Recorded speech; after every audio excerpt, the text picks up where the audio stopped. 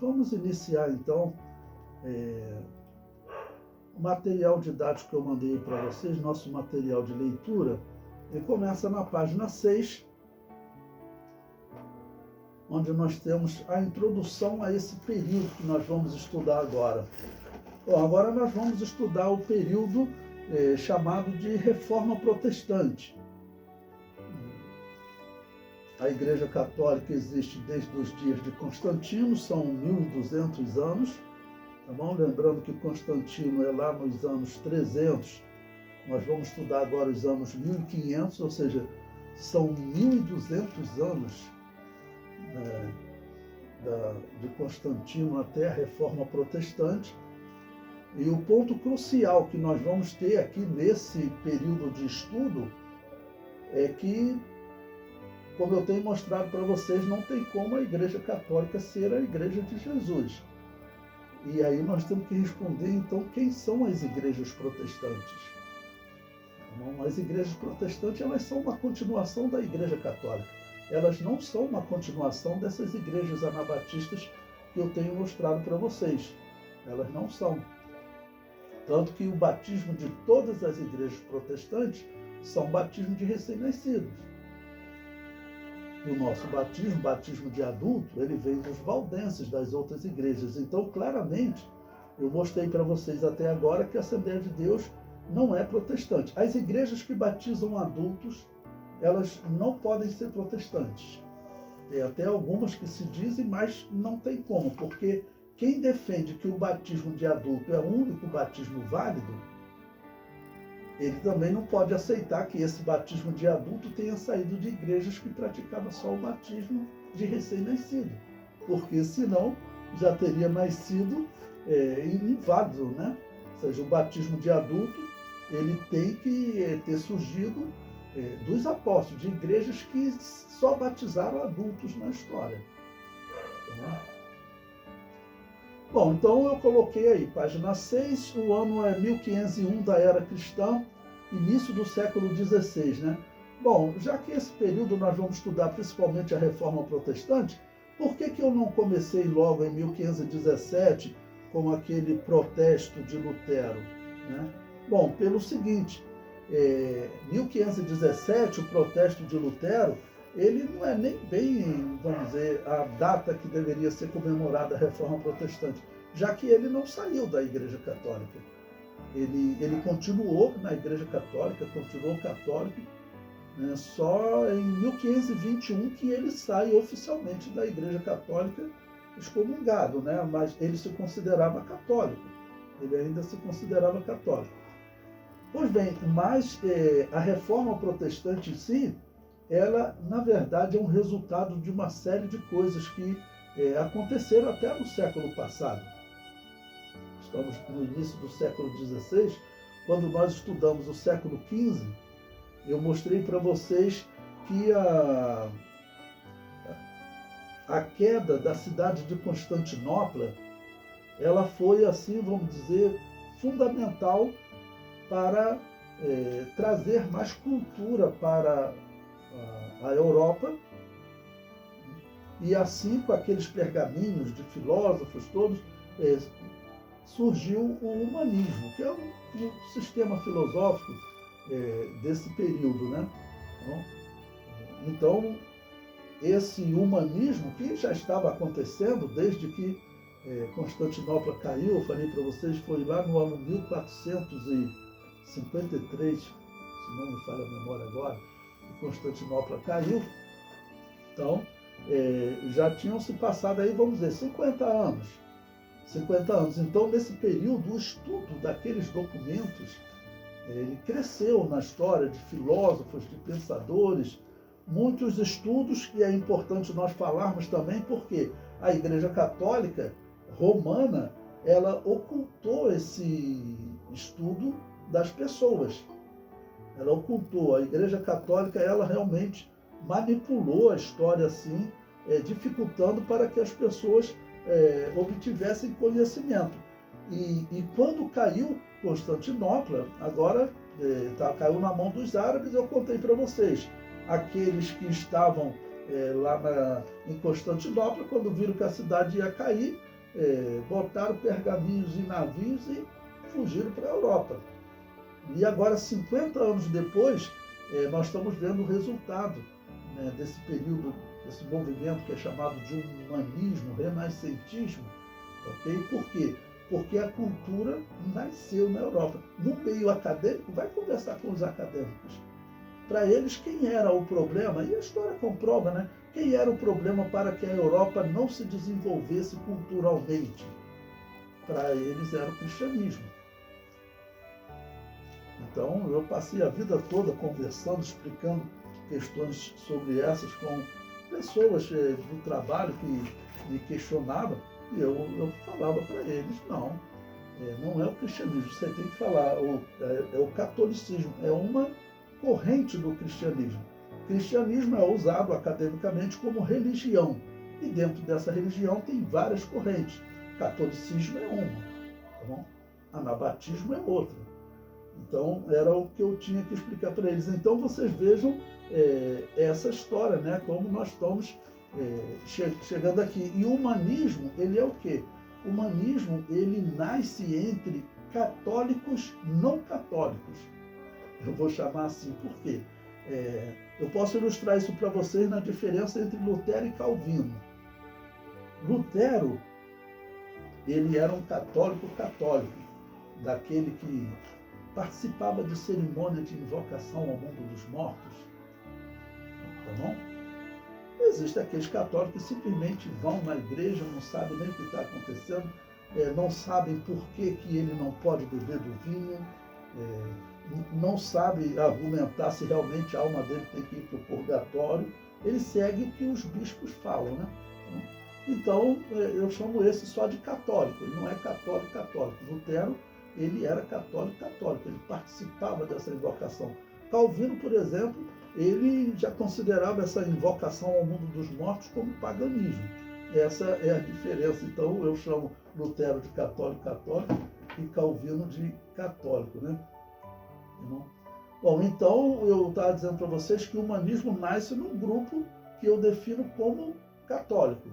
E quem é? Por exemplo, Erasmo de Roterdão, um intelectual que ele se desenvolveu, né, nesses 50 anos que a cultura cresceu na Europa, ele se desenvolveu com um conhecimento diferenciado. E ele começou a questionar a Igreja Católica. Tanto que nós veremos que o líder desse período, né, um homem chamado Erasmo de Roterdão, os católicos atribuem a ele a reforma protestante, não a Lutero. Os católicos usam até uma expressão dizendo que Erasmo colocou o ovo que Lutero chocou. É a expressão que ele utiliza, né? Mas porque Erasmo de Roterdão era professor de Lutero, então, e realmente as ideias já vinham com algumas críticas à Igreja Católica sofrendo, né? Então as ideias de Erasmo de Roterdão era, vamos dizer, corrigir, porque todos viam que era muito ruim. A Igreja Católica era um grupo político. A Igreja Católica era um grupo político. O que Erasmo de Roterdão não via? Que ela não era a Igreja de Jesus. Mas nós veremos testemunhos, tem período que ele vai debatendo com Lutero sobre como ele deveria fazer a reforma. É um homem pouco falado, mas ele é talvez o mais importante. Eu até acho que é o mais importante. Tanto que ele critica a reforma de Lutero e ele chega a dizer, olha, eu não quero nem a Igreja Católica nem a Igreja Luterana, eu quero uma terceira. Como quem diz, deve existir uma terceira igreja. Só que para eles não concebiam a possibilidade daquela igreja que a história relatava ali há 1200 anos, eles não concebiam a possibilidade daquela não ser a igreja de Jesus. Porque todas as outras igrejas que existiam em todos os países, elas eram chamadas de hereges, e principalmente por elas rejeitarem o batismo de recém-nascido. E para eles, aquele batismo era o batismo verdadeiro, enquanto nós sabemos que não é. O batismo cristão não pode ser com recém-nascidos. Tá bom? Pois bem, então, por isso eu começo em 1501. A Reforma Protestante ela começa bem antes de Lutero. nesse período que nós estamos vivendo, ano 1501, 16 anos antes de Lutero iniciar a reforma, nesse período já haviam muitas críticas a esse sistema político que a Igreja Católica era, que os papas eram também governadores de estados e negociavam com os reis e organizavam guerras. Não? Então, essa era a parte que eles viam de condenado. O que eles não viam de condenado? As doutrinas heréticas.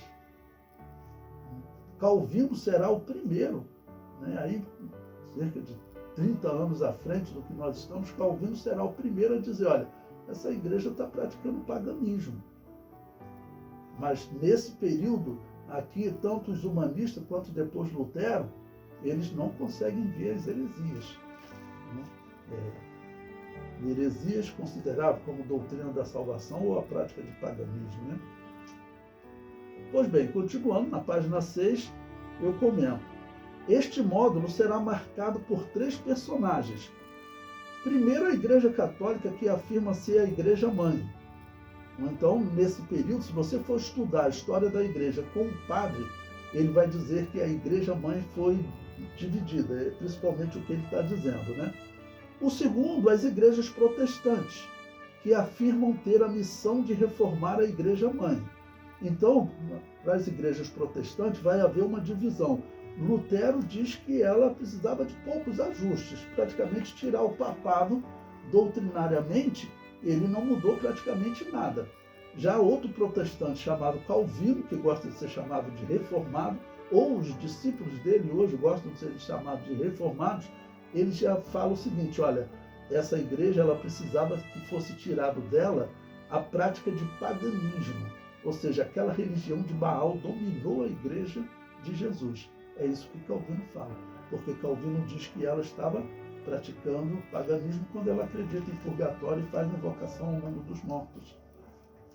Tá bom? Então, elas são o quê? Elas são uma continuação da Igreja Católica. As igrejas protestantes, elas dizem que elas têm a missão de reformar a Igreja Mãe. Aí eu coloco, em terceiro, as igrejas anabatistas, que rejeitavam o título de Igreja Mãe para a Igreja Católica, chamando-a de Babilônia Apocalíptica e chamando as igrejas protestantes de filhas da Babilônia Apocalíptica. Bom, nós vamos encontrar diversas obras na história a partir desse momento que elas vão defender exatamente isso que eu estou falando para vocês. Desde o período da Reforma, nós encontramos documentos de igrejas sempre dizendo, olha, isso nos dias de Lutero, nós não saímos da igreja luterana, nós nunca fomos luteranos.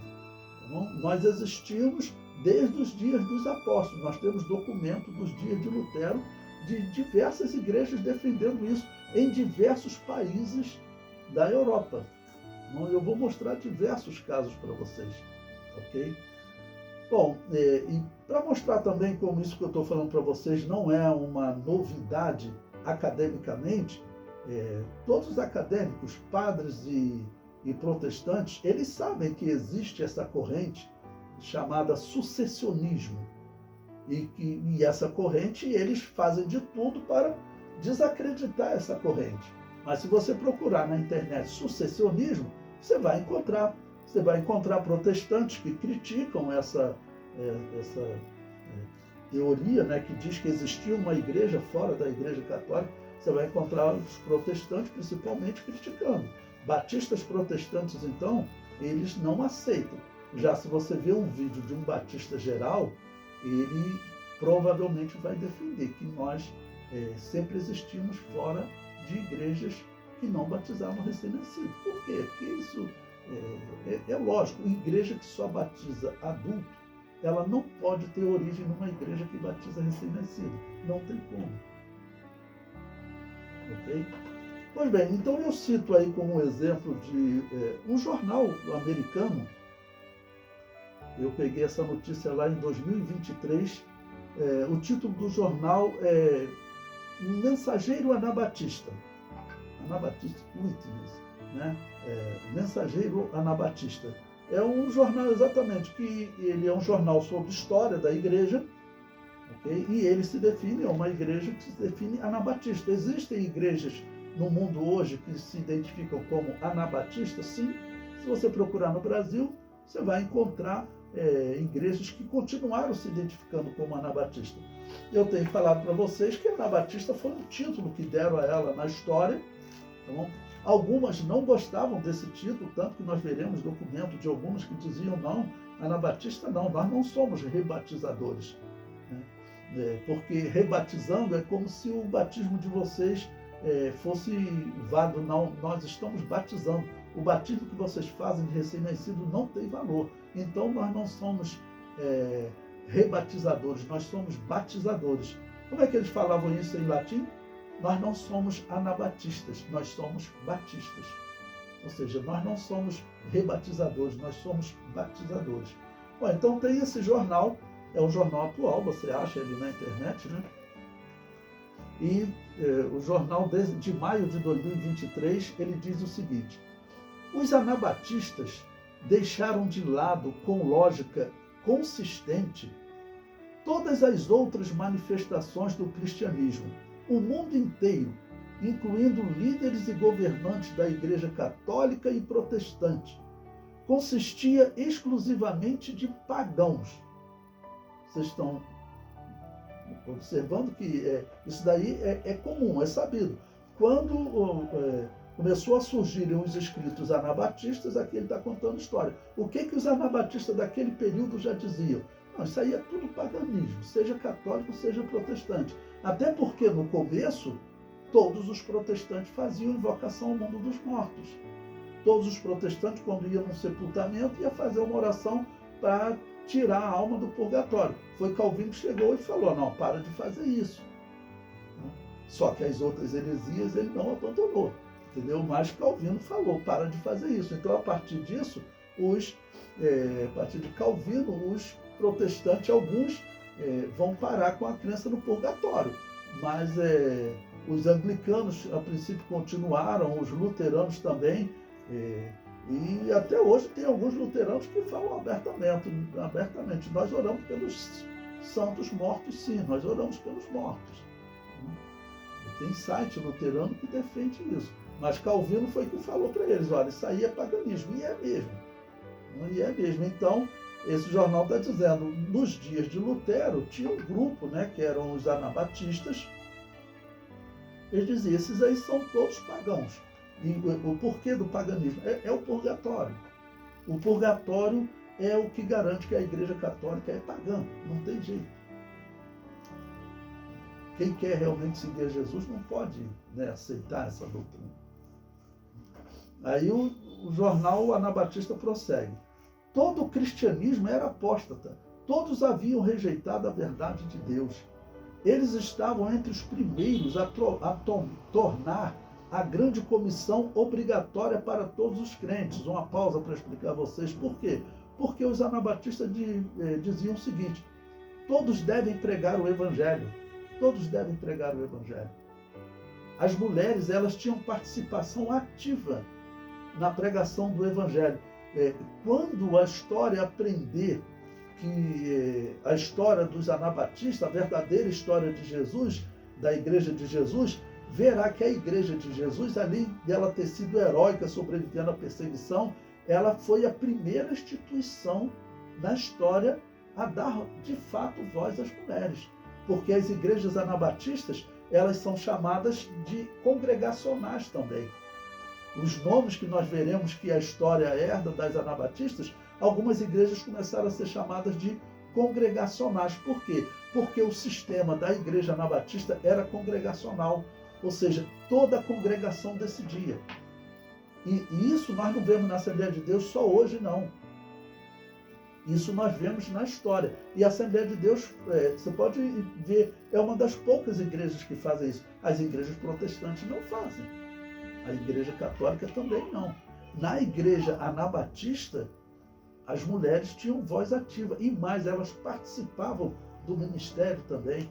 Nós temos livros escritos exatamente de documentos que mulheres anabatistas fizeram. Vocês sabem que tem até uma parte ruim que, com o tempo, a igreja foi mudando, né? Mas, por exemplo, inclusive a igreja anabatista que chega aqui no Brasil, que veio da Suécia, e, claro, é chamada hoje de Batista Independente, mas entenda, nesse conceito ela é uma igreja rebatizadora. Então eu estou chamando ela de anabatista. A igreja que ela chega aqui no Brasil, tá bom? Ela traz essa característica dos anabatistas, e nós vemos pelo testemunho da esposa do Gunnar Wingren. Houve um choque no Brasil porque os pastores aqui no Brasil começaram em um determinado momento contestar a participação da Frida Wingren no ministério. E por que eles fizeram isso? Porque na cultura geral, que a cultura aqui do Brasil qual era? Era a cultura católica protestante. Quando o Daniel Berg e o Gunnar Wingren chegam aqui, tinham chegado poucos anabatistas. Eu vou contar a história para vocês. Eles não são a primeira igreja anabatista a chegar aqui no Brasil, tá bom? O Daniel Berg e o Gunnar Wingren, eu vou contar isso para vocês. Mas, quando eles chegam, a Frida Wingren, ela participava ativamente do ministério. Cerca de 20 anos depois, 30 anos depois, infelizmente, numa atitude bem ruim, os pastores das Assembleias de Deus começaram a criar problemas com a participação dela.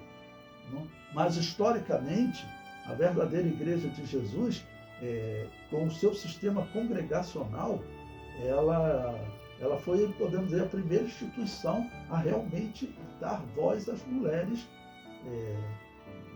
de votar, de participar, porque na história sempre foi assim. Com as igrejas valdenses era assim, todas as igrejas novacianas, todos são contados como congregacionais. Um sistema em que a congregação decide. As mulheres participam ativamente de votos, tudo, e também da pregação e do ensino do Evangelho. Tá bom? Também da pregação e do ensino do Evangelho. Bom, o jornal prossegue. A ênfase anabatista na realização prática do sacerdócio dos crentes e sua atividade leiga. O que significa isso, atividade leiga? Porque, historicamente, os católicos eles não permitiam que algum leigo ensinasse a palavra de Deus. O que era isso? Quem é que formavam as pessoas? Eram os católicos. Eu mostrei para vocês nos séculos anteriores que os padres, eles que controlavam o estudo, a leitura, tá bom? Então aquilo era feito entre católicos. Igrejas anabatistas não tinham nem permissão para existir, tá bom? Então todo aquele era feito entre católicos. Então o que ocorre? Os anabatistas, a maioria deles eram leigos, ou seja, não tinham formação acadêmica. Nesse período, então, que nós estamos estudando, tem muitas universidades. Falamos da Universidade de Praga, a vocês, onde um professor anabatista se tornou professor de lá, Pedro Heltschinski. A Universidade de Oxford, na Inglaterra, já existia. Falei para vocês de um anabatista que se tornou professor de lá, John Wycliffe. Então, todos esses exemplos mostram que eles estavam, vamos assim considerar, bem desenvolvidos, né? O anabatista podia, por via de regra, estudar nesses lugares? Não. Mas por que Pedro Heltschinski estava lá? Eu contei para vocês. Porque eu mostrei para vocês que o rei da Boêmia, ele não aceitava perseguição ao povo dele. Enquanto os outros países da Europa, a maioria, eles acataram a Inquisição Católica. Eles acataram a Inquisição Católica, sob ameaça, mas acataram. Então a Inquisição Católica já vinha, estamos em 1500, desde 1215. Essa perseguição acelerada, matando, queimando pessoas por toda a Europa. Tinha 2 esconderijos para os cristãos, que eu falei para vocês. Os vales de Piemonte, onde eles ficavam lá escondidos, eram regiões afastadas mesmo. Não? E essa região da Boêmia, que o rei Venceslau, ele não aceitava perseguição. Então, aí por isso que o anabatista se destacou lá. E John Wycliffe, que foi no período da Guerra dos 100 Anos. a Igreja Católica estava do lado da França e contra a Inglaterra.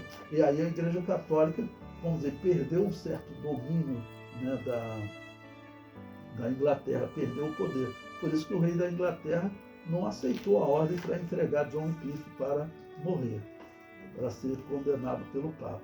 Então, pois bem, então, por isso, atividade leiga, porque John Wycliffe mesmo, eu falei para vocês, ele enviou muitos missionários pela Europa. Esses missionários eram chamados de lollardos. Tá? Eles eram chamados de lollardos. É um outro nome para grupos anabatistas pregando o Evangelho. Eram também chamados de lollardos. E eram normalmente leigos, e a Igreja Católica vinha capturando, queimando eles e as Bíblias que eles distribuíam. Então, a sua atividade leiga desenvolveu-se na ideia de que a missão está enraizada no amor de Deus, focada em Jesus e capacitada pelo Espírito Santo. Os anabatistas foram procurados, perseguidos, presos, despojados, exilados e mortos por cidades e governantes luteranos, reformados e católicos. Isso aqui é um fato, irmãos. Os seguidores de Calvino, eu já vi as pessoas perguntando a seguidor de Calvino se é verdade que Calvino matava, né? Como eu vi perguntando para o Augusto Nicodemos. Ele inventa uma história lá, mente para o povo, porque na verdade eles defendiam mesmo a teoria da guerra justa, ou teoria da guerra santa. Nós veremos documentos aqui. Eles defendiam mesmo, né, que é possível matar pelo reino de Deus, porque essa era uma doutrina. Agostinho de Hipona defendia isso abertamente. Essa era uma doutrina. Tanto Lutero quanto Calvino, quanto Zwinglio, todos eles defendiam essa doutrina. Tanto que eu sempre recomendo para vocês, não sei se vocês já viram, vai no YouTube, pesquisa lá Os Radicais, um filme que conta a história de Zwinglio, com um grupo de anabatistas que, assim, às vezes tinham católicos que, como eu tenho mostrado para vocês, eles conheciam uma igreja anabatista, aceitava Jesus como Salvador, por isso até do nome Anabatista. Aí ele era, então, batizado, na visão católica, rebatizado. Okay? Então tinham pessoas se convertendo, e nos dias de Zwinglio teve os católicos que se converteram nas igrejas anabatistas. Esse filme, Os Radicais, ele termina como Zwinglio jogando um anabatista na fogueira, um ex-católico que tinha adotado a fé anabatista. Zwinglio era o quê? Era um protestante companheiro de Lutero. Então eles defendiam abertamente que jogar na fogueira, matar um herege, era bom para o reino de Deus. Eles defendiam isso abertamente, isso não é uma especulação. Alguns falam, esse negócio de Inquisição protestante é especulação. Não é. Historicamente é comprovado, okay, que eles realmente, através de documentos, eles defendiam mesmo a matança. E tanto que nós veremos, infelizmente, muita história de violência. Tanto que muitos sociólogos na história escreveram documentos que nós vamos estudar mais à frente, a favor da tolerância religiosa e contra a intolerância religiosa. Isso é um pensamento que vem de 300 anos atrás. Por quê? Nós estamos no ano 1500. Irmãos, os anos que vão se seguir até 1800, a vida da Europa vira um inferno, literalmente. Por quê? Por causa das guerras dos católicos contra os protestantes. As piores guerras da história da Europa acontecem nesse período. A mais destrutiva da história da Europa não é a Segunda Guerra Mundial, não é a Primeira Guerra Mundial. Uma guerra, uma só entre católicos e protestantes, só uma, chamada Guerra dos 30 Anos, diz que ela já supera a Primeira Guerra Mundial e a Segunda Guerra Mundial juntas.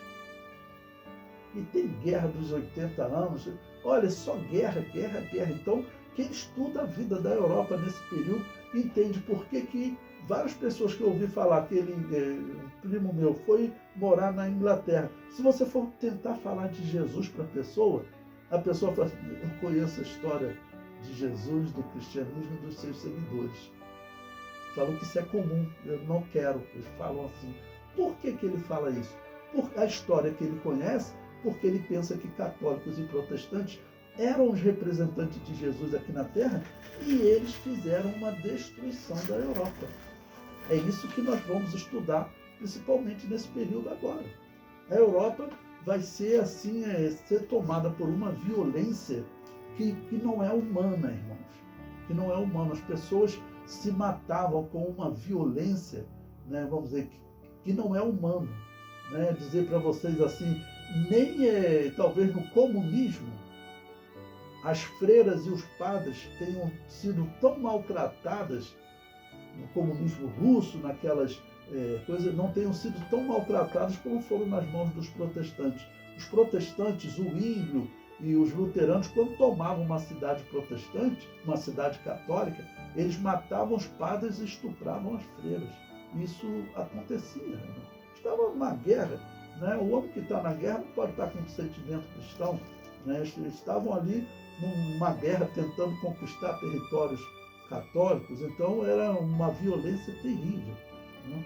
Então, é uma violência que eu falo, não dá para dizer que ele é característica da Igreja de Jesus. Né? Quem faz isso não pode ser cristão.